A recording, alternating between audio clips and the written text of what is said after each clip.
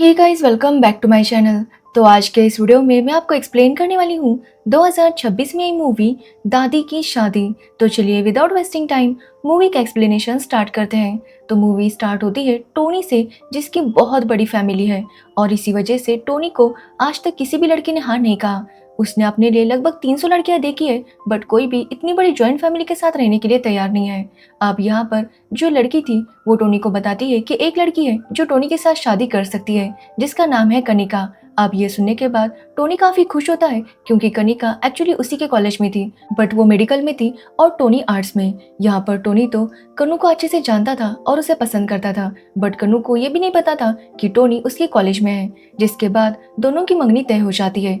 Engagement वाले दिन Tony बहुत ज्यादा खुश था, लेकिन हम देखते हैं कि कन्नू को इस एंगेजमेंट में कुछ खास इंटरेस्ट नहीं था। जिसके बाद उन दोनों की एंगेजमेंट हो ही रही थी कि तभी वहां पर कन्नू का भैया आकर बताता है कि दादी शादी करने वाली है। और ये सुनकर सभी लोग काफी शॉक थे, खास करके कन्नू के पेरेंट्स। अब यहाँ पर टोनी के दादाजी कहते हैं कि अगर कन्नू की दादी ने शादी की तो वो टोनी और कन्नू की शादी नहीं करवा सकते। जो सुनने के बाद कन्नू तो काफी खुश हो जाती है, बट टोनी काफी ज्यादा टेंशन में आ जाता है। तो वही कन्नू के पेरेंट्स भी बहुत ज्यादा टेंशन में थे कि अगर उनकी माँ ने इस उम्र में शादी कर ली तो उनकी बहुत ज्यादा बदनामी होगी। अब कन्नू के पापा अपने भाई नाग को कॉल करते हैं, जो कि कहीं घूमने गया था, और वो उसे बताते हैं कि उनकी माँ शादी करने वाली है। अब ये सुनने के बाद नागा और उसकी वाइफ भी काफी हैरान थी। तो वही हम कन्नू की फैमिली को देखते हैं, जो कि शिमला जाने के लिए निकल रही थी। अब वहाँ पर टोनी भी आता है और वो बातों बातों में उनके साथ ही आने लगता है। एक्चुअली टोनी को कुछ भी करके ये शादी करनी थी, और इसी वजह से वो भी कन्नू की फैमिली के साथ शिमला आ रहा था, ताकि वो दादी की शादी होने से रोके। जिसके बाद वो लोग शिमला पहुंच जाते हैं, जहाँ पर उनकी दादी इन सबको देखकर काफी ज्यादा खुश होती है। अब यहाँ पर ये लोग समझ नहीं पा रहे थे कि आखिर वो दादी से कैसे पूछेंगे कि क्या वो सच में शादी कर रही है। अब यहाँ पर कन्नू के पापा हिम्मत करके अपनी माँ विमला से पूछ ही लेते हैं कि क्या वो सच में शादी कर रही है। अब ये बात सुनकर विमला कहती है कि हाँ, वो सच में शादी कर रही है। जो सुनने के बाद सभी लोग काफी हैरान थे। विमला कहती है इसके बारे में कल वो बात करेगी। ये बोलकर वो अपने रूम में चली जाती है। जिसके बाद कन्नू विमला के पास आती है, और वो विमला के लिए काफी खुश थी, क्योंकि विमला शादी कर रही थी। बट यहाँ पर विमला को पता चलता है कि उसकी वजह से कन्नू की मंगनी टूट गई। बट कन्नू कहती है कि वैसे भी उसे कोई इंटरेस्ट नहीं है, उसे तो न्यूजीलैंड जाना है ताकि वो अपनी आगे की पढ़ाई कर सके। जिसके बाद अगले दिन विमला जब जॉगिंग पर जाती है तो वो अपनी दोस्तों से मिलती है, और यहाँ पर विमला बताती है कि उसने स्टेटस डाला था कि हिमानी गेटिंग मैरिड, बट वो ऑटो करेक्ट हो गया और ऐसा स्टेटस बन गया था कि आई एम गेटिंग मैरिड, और इसी वजह से उसके बच्चे यहाँ पर आए हैं। अब ये बात सुनकर उसकी फ्रेंड्स भी हंसने लगते हैं, और यहाँ पर वो विमला से कहते हैं कि वो अपने बच्चों को सच बात क्यों नहीं बताती कि वो कोई शादी वगैरह करने नहीं वाली। बट यहाँ पर विमला कहती है कि वो ऐसा नहीं करेगी, क्योंकि काफी सालों बाद उसके बेटे अपनी फैमिली के साथ उससे मिलने आए हैं, और वो उनके साथ कुछ टाइम स्पेंड करना चाहती है। और इसी वजह से वो अपने घर वालों को नहीं बताने वाली थी कि वो शादी नहीं करने वाली। अब यहाँ पर विमला तो काफी खुश थी, क्योंकि उसकी फैमिली उसके पास आ गई थी। बट यहाँ पर उसके बच्चे उससे पूछने लगते हैं कि आखिर वो इस उम्र में शादी क्यों कर रही है। जिस पर विमला कहती है कि उसे प्यार हो गया और अब उसे शादी करनी है। बट उसके दोनों बेटे यही जिद कर रहे थे कि उन्हें उस आदमी से मिलना है जिसके साथ विमला शादी करने वाली है। बट विमला उनकी बात को टाले जा रही थी। तो वही टोनी और कन्नू के बीच भी बातें होने लगती है, और यहाँ पर कन्नू को पता चलता है कि टोनी भी उसी के कॉलेज में था। एक्चुअली एक लड़का सबको कह रहा था कि वो कन्नू के साथ रिलेशनशिप में है। वो जानबूझकर कन्नू को बदनाम कर रहा था, और तब टोनी ने उस लड़के के नाम से प्रिंसिपल की बेटी को लव लेटर लिखा, जिसके बाद प्रिंसिपल ने उस लड़के को कॉलेज से निकाल दिया। अब ये बात टोनी जब कन्नू को बताता है तो कन्नू काफी हैरान थी कि टोनी तब से उसे पसंद करता है। तो वही कन्नू के पापा और उसके अंकल दोनों विमला से पूछने लगते हैं कि आखिर वो किसके साथ शादी करने वाली है। बट विमला के पास कोई जवाब नहीं था, इसलिए वो डिसाइड करते हैं कि वो अपने अपने घर वापस जाएंगे। अब ये सुनने के बाद विमला टेंशन में आ जाती है, और वो अपनी फ्रेंड शक्ति को इस बारे में बताती है। तो शक्ति उसे कहती है कि गार्डन में जॉगिंग करने के लिए जो कैप्टन रेड्डी आता है वो उसका नाम बता दे, वो लोग उसके साथ बात कर लेंगे और सारा मामला सॉर्ट आउट हो जाएगा। अब ये बात सुनने पर विमला को भी ये आइडिया सही लगता है, और वो अपने बच्चों को बताती है कि वो मिस्टर रेड्डी के साथ शादी करना चाहती है। जिसके बाद हम विमला की फ्रेंड्स को देखते हैं, जो कि रेड्डी को बता रहे थे कि उसे क्या करना है। बट रेड्डी उनसे कहता है कि वो चिंता ना करे, वो बहुत अच्छी एक्टिंग कर लेगा। ये बोलकर जब वो वहाँ से जा रहा था तभी उसका एक्सीडेंट हो जाता है, जिसकी वजह से उसे चोट आई थी, और अब वो विमला के घर नहीं जा सकता था। अब उसे हॉस्पिटल लेकर जाते हैं, जहाँ पर विमला भी आई थी। तभी वो देखते हैं कि वहाँ पर कर्नल थिरन नाम का आदमी रेड्डी के लिए फूल लेकर आया था। अब ये लोग जब कर्नल थिरन को देखते हैं तो उन्हें लगता है कि थिरन उनके लिए सही होगा, इसलिए वो जाकर उससे बात करते हैं, बट थिरन ये काम करने से मना कर देता है। अब यहाँ पर विमला उसे बताती है कि एक्चुअली उसे बस अपने बच्चों का थोड़ा सा टाइम चाहिए। काफी सालों से वो अकेली रहती है और वो चाहती है कि उसके बच्चे उसके साथ कुछ वक्त बिताए। जो सुनने के बाद थिरन वहां से चला जाता है। जिसके बाद हम टोनी को देखते हैं, जो कन्नू के पापा और उसके चाचा से कहता है कि उन्हें विमला को समझाने की वजह उस आदमी को धमकाना होगा जिसके साथ विमला शादी करने वाली है। अगर वो लोग उस आदमी को धमकाएंगे तो हो सकता है कि वो विमला से शादी ना करे। अब ये आइडिया उन दोनों को भी सही लगता है और वो लोग कैप्टन रेड्डी के घर जाते हैं। एक्चुअली कैप्टन रेड्डी के साथ ही थिरन रहा करता था, जिसकी वजह से ये लोग उसे ही कैप्टन रेड्डी समझ लेते हैं और उसे धमकाते हैं कि आइंदा वो विमला के पास भी ना भटके और उसके साथ शादी करने के बारे में तो सोचे भी नहीं। जो सुनने के बाद थिरन भी इसके लिए मान जाता है।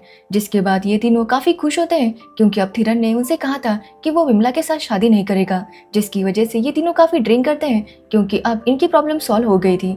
बट ये लोग जब घर जाते हैं तो वहाँ पर थिरन पहले से आया हुआ था, जिसे देखकर ये तीनों ही काफी हैरान थे।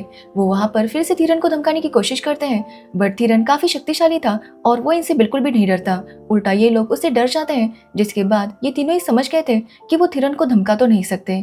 जिसके बाद ना चाहते हुए भी इन्हें थिरन और विमला की शादी की तैयारी शुरू करनी पड़ती है।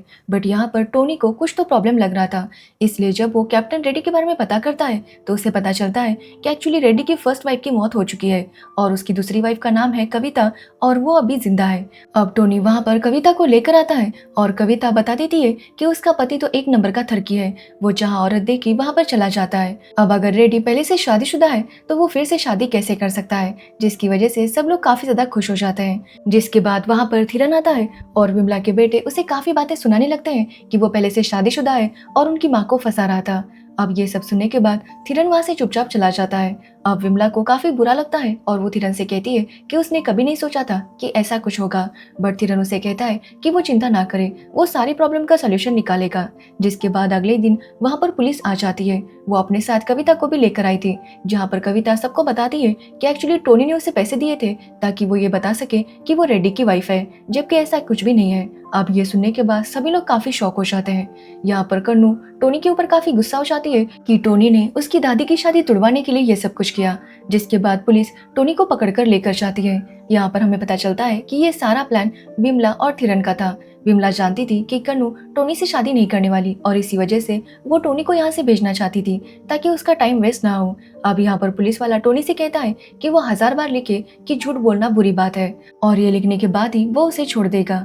अब टोनी ना चाहते हुए भी वो लिखने लगता है। जिसके बाद वहाँ पर एंट्री होती है कन्नू की बुआ सुनैना की, जो अपनी बेटी अवनी के साथ सिंगापुर से यहाँ पर आई थी और उसे अपनी माँ की शादी से कोई प्रॉब्लम नहीं थी। यहाँ पर हमें पता चलता है कि सुनैना और उसके भाइयों के बीच नहीं बनती। अब ऐसा क्यों है इसके बारे में हमें आगे पता चल जाएगा।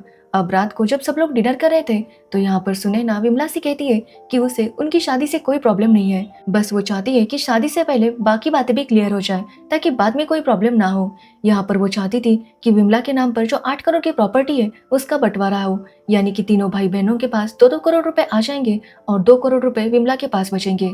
उसने पेपर्स भी बना लिए थे और वो चाहती थी कि विमला इन पेपर्स पर साइन करे।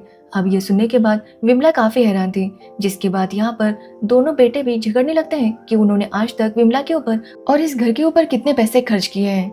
यहाँ पर सुनैना भी कहती है कि उसने भी कई बार अपनी माँ को पैसे भेजे हैं। अब तीनों बच्चे पैसों को लेकर लड़ने लगते हैं और ये सुनने के बाद विमला को काफी बुरा लगता है। तो वही हम टोनी को देखते हैं जिसे पुलिस वाले छोड़ देते हैं, बट जाने से पहले टोनी कहता है कि वो जानता है कि उसने कोई गलत काम नहीं किया। जिसके बाद टोनी अपने दादाजी को कॉल करता है और उन्हें बताता है कि वो शिमला में है और वो जल्दी वापस आ जाएगा।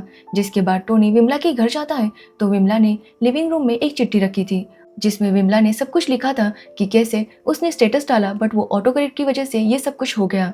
लेकिन जब उसके बच्चे उसके पास आए तो उसे ऐसा लगा कि उसे उनके साथ कुछ टाइम स्पेंड करना चाहिए और इसी वजह से उसने ये सब नाटक किया। अब ये सब कुछ टोनी ने पढ़ लिया था, साथ ही वो प्रॉपर्टी पेपर्स भी विमला ने साइन कर दिए थे। अब ये सब देखने के बाद टोनी विमला की हालत समझ गया था।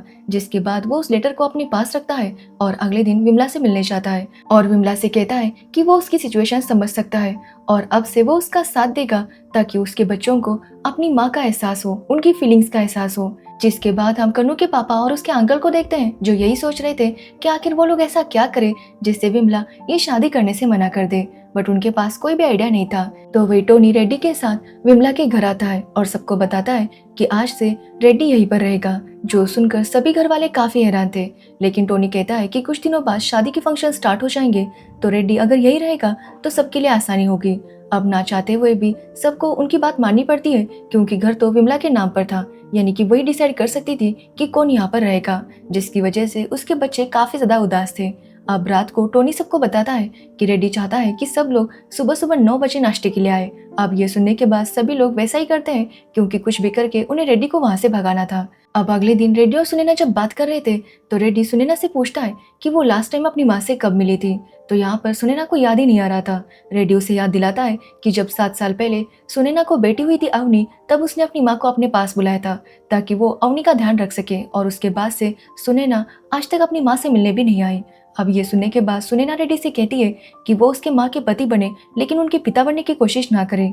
जिसके बाद सब लोग नाश्ता करने लगते हैं तो वहाँ रेड्डी से मिलने के लिए टीना नाम की लड़की आती है जो कि एक वेडिंग फोटोग्राफर थी। अब यहाँ पर टोनी टीना को सब कुछ दिखाने लगता है और ये देखकर कन्नू काफी जेलस फील कर रही थी। अब रात को घर में एक छोटी सी पार्टी होती है जहाँ पर सब लोग काफी एंजॉय कर रहे थे, बट विमला के दोनों बेटे काफी अपसेट थे। बट बाद में सबको एंजॉय करता हुआ देखकर वो भी वहाँ पर नशे में आ जाते हैं और काफी ज्यादा एंजॉय करते हैं, बट उन्हें अभी भी विमला की शादी कुछ भी करके तोड़नी थी। अब अगले दिन वो लोग देखते हैं कि रेड्डी उनके घर का जो भी सामान है, मतलब जो भी पुराना सामान है, उसे बाहर निकाल रहा था। और ये देखकर इन लोगों को काफी बुरा लगता है, क्योंकि उसमें इनकी बचपन की यादें थी, इनके ट्रॉफीज, टॉयज, ये सब कुछ था, और रेड्डी उन्हें भंगार में बेच रहा था। जो देखकर ये दोनों काफी गुस्सा हो जाते हैं। साथ ही सुनैना भी काफी गुस्सा हो जाती है जब रेड्डी कहता है कि वो उनके पापा की फोटो को भी यहाँ से निकाल देगा। अब ये सुनने के बाद सुनैना अपनी माँ से कहती है कि आखिर वो कुछ क्यों नहीं कहती। अब यहाँ पर हमें पता चलता है कि सुनैना के दोनों भाई इसलिए सुनैना को पसंद नहीं करते क्योंकि सुनैना ने बिना किसी को बताए अभी ने उससे शादी कर ली थी, जिसके बाद सिंगापुर शिफ्ट हो गई थी, और इसी वजह से उसके भाई उससे नाराज थे। बट यहाँ पर इन तीनों को एहसास हो गया था कि अगर ये तीनों एक साथ रहेंगे तभी वो अपनी माँ को रेड्डी के साथ शादी करने से रोक सकते हैं। इसलिए ये तीनों डिसाइड करते हैं कि अब ये तीनों मिलकर कुछ करेंगे। तो वही हम कन्नू को देखते हैं जिसको रेड्डी का मोबाइल मिलता है और उसमें रेड्डी का कॉल आ रहा था, और ये देखकर कन्नू समझ जाती है कि ये कोई और है, क्योंकि अगर ये रेड्डी होता तो इसके मोबाइल पर रेड्डी का कॉल कैसे आ सकता है, और इसी वजह से वो रेड्डी के ऊपर नजर रखने लगती है। तो वही हम कन्नू के पापा, उसकी बुआ और उसके अंकल को देखते हैं जो कि लॉयर के पास जाते हैं और उसे बताते हैं कि उनकी माँ शादी करना चाहती है और वो उसे रोकना चाहते हैं, इसलिए वो लॉयर से कुछ सॉल्यूशन मांगते हैं। तो लॉयर कहता है कि अगर वो लोग विमला का ये सर्टिफिकेट बनवाएंगे कि वो मेंटली अनस्टेबल है तो वो विमला की शादी रोक सकते हैं। अब ये सुनने के बाद टोनी काफी हैरान था कि अपनी माँ का ये लोग ऐसा सर्टिफिकेट कैसे बनवा सकते हैं, बट ये तीनों ही इसके लिए तैयार थे क्योंकि इन्हें कुछ भी करके विमला की शादी रोकनी थी। अब ये बात सुनने के बाद टोनी तुरंत रेड्डी से मिलने जाने लगता है, जहाँ पर उसे बीच रास्ते में कन्नू मिलती है जो कि उसे बताती है कि उसे डाउट है कि ये रेड्डी कोई रेड्डी नहीं बल्कि कोई और है और वो उसे फॉलो कर रही थी। अब यहाँ पर टोनी उसे कहता है कि वो चिंता ना करे, वो घर के अंदर जाकर सब कुछ पता कर लेगा। वो कन्नू से कहता है कि वो बस कार में रुकी रहे, जिसके बाद टोनी जाकर थिरन को बता देता है कि कन्नू को पता चल चुका है कि थिरन रेड्डी नहीं बल्कि कोई और है, और यहाँ पर वो उन्हें बताता है कि कैसे विमला के बच्चे उसे मेंटली अनस्टेबल साबित करके शादी को रोकना चाहते हैं। अब ये बात सुनने पर थिरन समझ जाता है कि अगर ये बात विमला को पता चली तो उसे काफी बुरा लगेगा, जिसकी वजह से ये लोग एक और प्लान बनाते हैं। जिसके बाद टोनी सबको विमला के फ्रेंड्स से मिलवाता है, जहाँ पर विमला की फ्रेंड्स बताती है कि विमला तो रेड्डी के साथ शादी करना ही नहीं चाहती, वो तो मजबूरी में शादी कर रही है। जो सुनकर विमला के बच्चे काफी हैरान थे। यहाँ पर उसकी फ्रेंड बताती है कि एक्चुअली विमला पत्ते खेलती थी और इसमें वो काफी सारे पैसे हार चुकी है और इसी वजह से वो कर्जा चुकाने के लिए वो रेड्डी के साथ शादी करने वाली है। अब ये सुनने के बाद उसके सभी बच्चे काफी हैरान थे, उन्हें लग रहा ही नहीं था कि उनकी माँ ऐसा कुछ कर सकती है। बट यहाँ पर विमला की दोस्त बताती है कि विमला कितने सालों से अकेली थी और उसका अकेलापन उसे खाए जा रहा था और इसका रास्ता उसने ये निकाला और ये सब कुछ वो करने लगी, जिसकी वजह से उसके ऊपर अब बहुत ज्यादा कर्जा हो चुका है। अब विमला के बच्चे विमला से जाकर जब इस बारे में पूछते हैं तो विमला बताती है कि ये सब कुछ सच है। जो सुनने के बाद उसके बच्चे काफी हैरान थे। यहाँ पर थिरन सबसे कहता है कि उसके पास से विमला ने काफी सारे पैसे लिए हैं और अब उसका कर्जा बहुत ज्यादा बढ़ चुका है, कोई 40 या 50 करोड़ कर्जा था और जब तक वो अपना कर्जा नहीं चुकाती उसे वही सब करना होगा जो थिरन उससे कहता है। वो यहाँ पर एक ग्लास गिराता है और विमला से कहता है कि वो साफ करे, जो सुनने के बाद विमला ऐसा करने लगती है और ये देखकर उसके बच्चों को काफी बुरा लगता है। जिसके बाद थिरन सबसे कहता है कि अब वो घर उसका है, इसलिए वो सब लोग यहाँ से चले जाए। अब ये सुनने के बाद उसके बच्चे वहां से जाने लगते हैं। ये देखकर टोनी उनसे कहता है कि रात को यहाँ पर सफर करना मुश्किल होगा, इसलिए उन्हें होटल में रुकना चाहिए। बट विमला की दोस्त उन्हें अपने घर लेकर जाती है। एक्चुअली वो एक ऑर्फनेज था क्योंकि उसके बच्चे नहीं थे और इसी वजह से उसने अपने घर में ऑर्फनेज स्टार्ट किया था, क्योंकि उन बच्चों को माँ मिल जाए और इसे बच्चे मिल जाए। अब ये सब कुछ सुनने के बाद कन्नू और बाकी बच्चे अपने पेरेंट्स से कहते हैं कि अगर कल ये लोग भी अपने पेरेंट्स को इसी तरह से छोड़कर चले जाएंगे तो इन्हें कैसा लगेगा। अगर ये लोग अपनी लाइफ में आगे बढ़ने के लिए अपने पेरेंट्स को भूल जाएंगे, कभी भी उनकी तरफ पलटकर नहीं देखेंगे, ना ही उनकी फीलिंग्स की परवाह करेंगे। अब ये सुनने के बाद इन सबको अपनी गलती का एहसास हो जाता है और वो डिसाइड करते हैं कि वो अपनी माँ को ऐसे ही नहीं छोड़ सकते। इसलिए ये लोग पैसे इकट्ठा करने लगते हैं ताकि वो थिरन का सारा कर्जा चुका सके। जिसके बाद हम विमला को देखते हैं जो कि थिरन से कहती है कि अब वो ओल्ड एज होम में जाकर रहना चाहती है, क्योंकि अगर वो इस घर में रही तो उसे बार बार अपने बच्चों की याद आती रहेगी और इसी वजह से वो ओल्ड एज होम शिफ्ट होने वाली थी। अब अगले दिन विमला की फ्रेंड सबको बताती है कि विमला हमेशा के लिए घर छोड़कर जा रही है, जो सुनने के बाद उसके बच्चे तुरंत वहां पर जाने लगते हैं। तभी वहां पर टोनी की फैमिली भी आ जाती है क्योंकि उन्हें टोनी की चिंता हो रही थी। जिसके बाद वो सभी लोग विमला के घर चले जाते हैं। यहाँ पर विमला के बच्चे विमला से माफी मांगते हैं कि वो अपनी लाइफ में इतने बिजी हो गए थे कि वो विमला को भूल गए, अपनी माँ को ही भूल गए। यहाँ पर उन्हें अपनी गलती का एहसास हो गया था।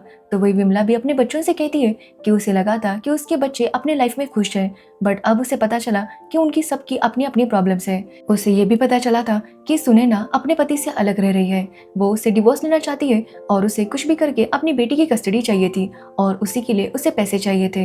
अब ये सब कुछ जानने के बाद विमला अपने बच्चों से कहती है कि वो बस चाहती है कि उसके बच्चे उसके साथ थोड़ा सा टाइम स्पेंड करें। अब जब विमला देखती है कि उसके बच्चों को उनकी गलती का एहसास हो गया था तो अपने बच्चों को सब कुछ सच बता देती है कि वो कोई शादी नहीं करने वाली और ना ही उसके ऊपर कोई कर्जा है। अब ये सब कुछ सुनने के बाद उसके बच्चे काफी खुश होते हैं। यहाँ पर जब कन्नू को पता चलता है कि टोनी भी विमला की मदद कर रहा था तो कन्नू को काफी अच्छा लगता है, लेकिन टोनी जानता था कि कन्नू उसमें इंटरेस्टेड नहीं है क्योंकि उसे तो न्यूजीलैंड जाना था। जिसके बाद टोनी अपने घर वालों के साथ वहां से जाने लगता है, बट कन्नू उससे रोकती है और कहती है कि वो उससे शादी करना चाहती है। अब ये सुनने के बाद टोनी की खुशी का ठिकाना नहीं था। सब लोग उनकी शादी के लिए काफी ज्यादा खुश थे और इसी के साथ ये मूवी एंड हो जाती है। तो ये थी दादी की शादी मूवी की स्टोरी। अगर आपको इस मूवी की स्टोरी और मेरा एक्सप्लेनेशन पसंद आया हो तो वीडियो को लाइक, कमेंट, शेयर जरूर करना और मेरे चैनल को सब्सक्राइब करना बिल्कुल मत भूलना। Thanks for watching video.